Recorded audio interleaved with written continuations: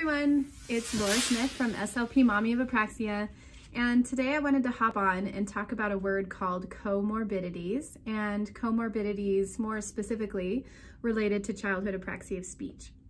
So comorbidity, I just wrote a book if you haven't been following me, and I use that word a lot because my daughter Ashlyn, who has apraxia, has a lot of comorbidities, and my editor was trying to figure out any other word besides comorbidity that would work for like to change as the terminology.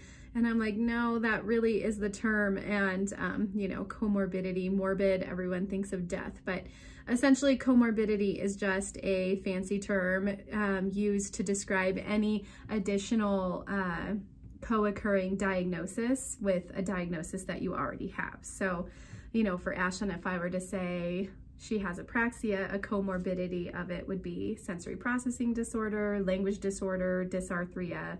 They're all just comorbidities. So different diagnoses to describe someone.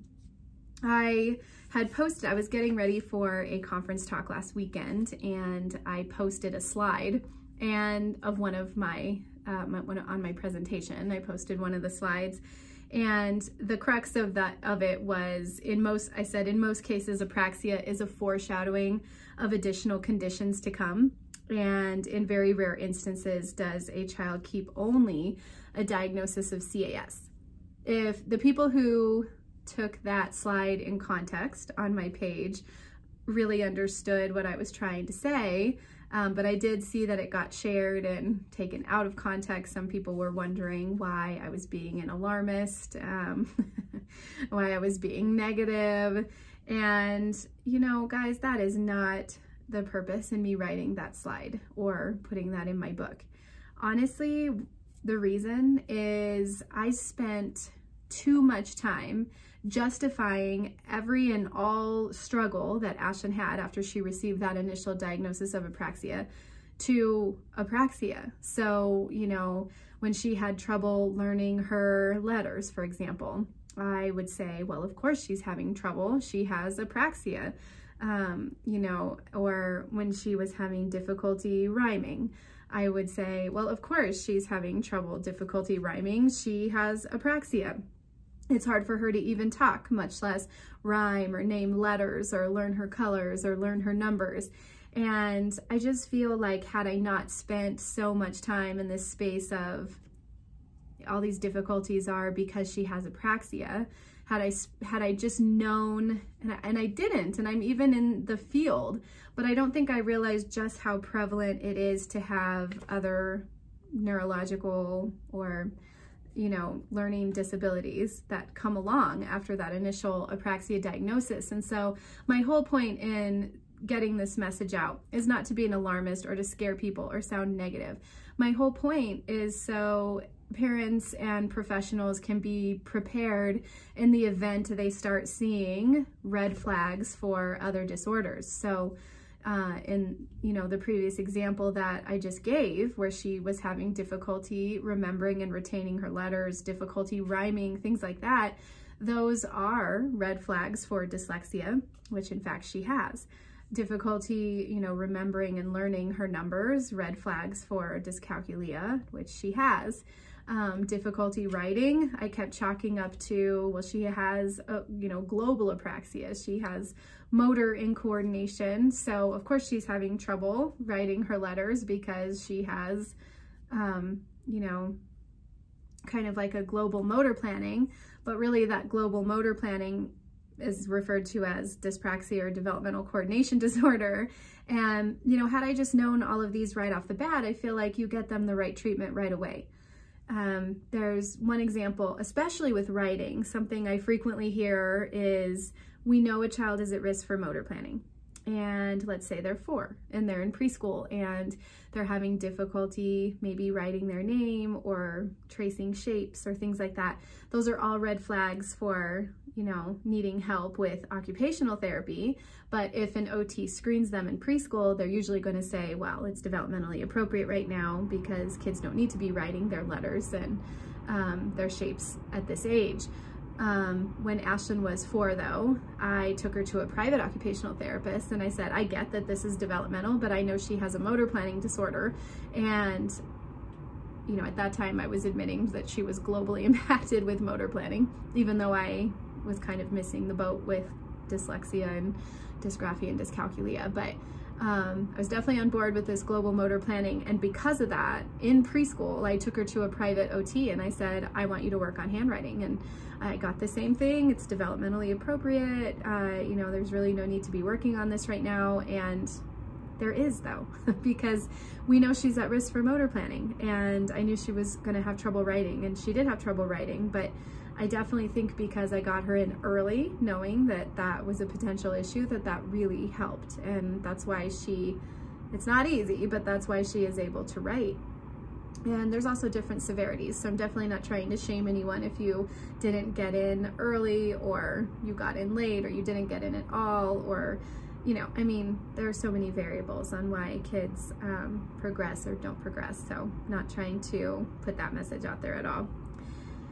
You know, different comorbidities, if you will, that can occur with apraxia are so many. There are so many that at an Apraxia conference, international expert Ruth Stockel, I'm pretty sure, titled one of her talks like the ABCs of, or, you know, what was it? You know, it's like essentially the ABCs of apraxia co-occurring diagnoses. And I mean, she almost had a co-occurring diagnosis for every letter. You know, I'm exaggerating, but there was a lot. So we think about, I mean, potential things, and not always, but potential things that can go along with a diagnosis of apraxia. I don't think anxiety gets as much airplay as it should, but certainly Jordan from Fighting With My Voice was just talking about the other day, if you know that you might have a problem saying a word correctly, that in and of itself is going to bring anxiety. So I don't think that gets enough airplay. Autism is a comorbidity, ADHD.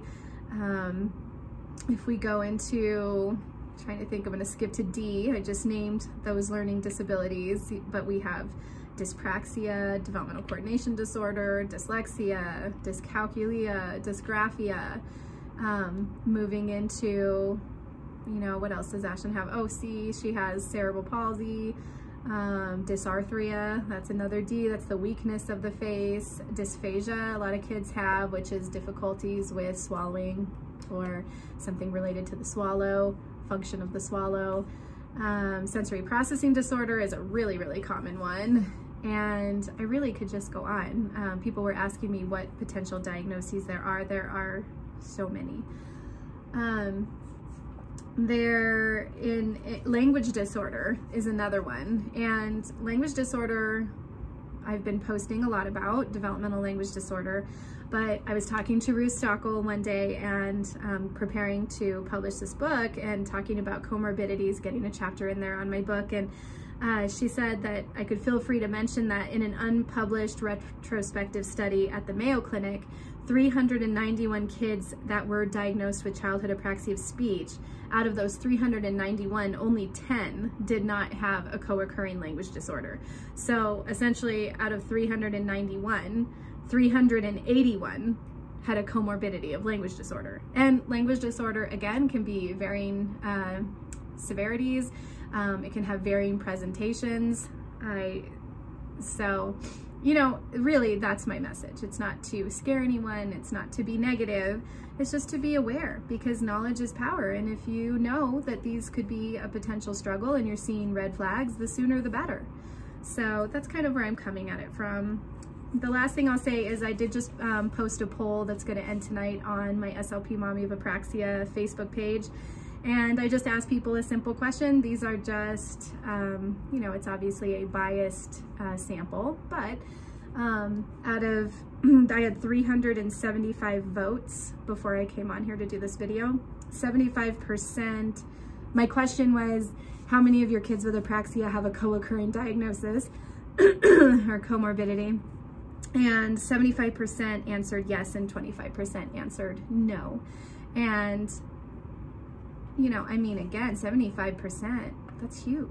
I mean, That's 3/4 of just this sample saying that their child did have something else. So you guys, just be vigilant. That's my message. Just know. And it does seem unfair that they have a severe neurological disorder like apraxia and they could get something else. And, you know, I was just talking to a mom in California and she was saying, you know, my daughter got over apraxia and that seems like the easiest thing we got over because now she's struggling with all these learning difficulties. And that's not saying that your child will have learning difficulties. You know, it's just saying be prepared. And I tell my clients, if your child doesn't end up having any comorbidities or learning difficulties, celebrate. I mean, that's what we want. I certainly don't want to put out there that I want these kids to have that. I don't.